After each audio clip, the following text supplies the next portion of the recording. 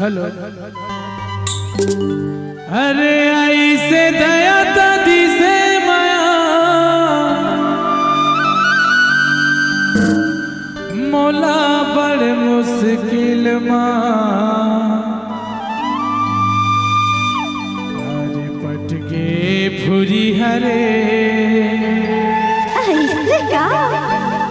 365 दिन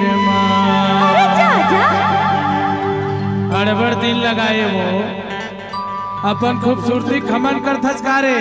हाँ तो कैसे कर ले बे? तभी तो कहा था का कही था? अरे आई से दया दादी से माया आई से दया दादी से माया मोला बड़ मुश्किल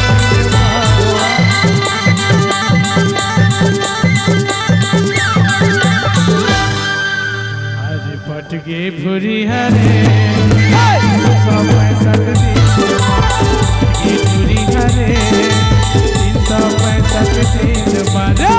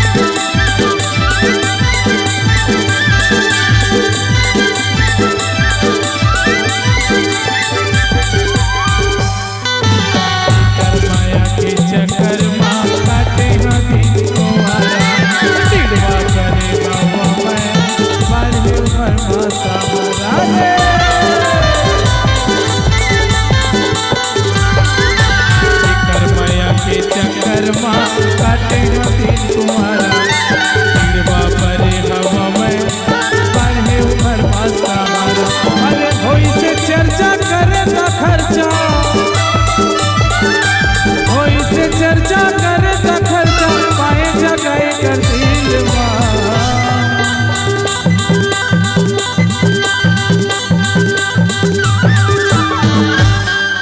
सारी पटके भूरी हरे 365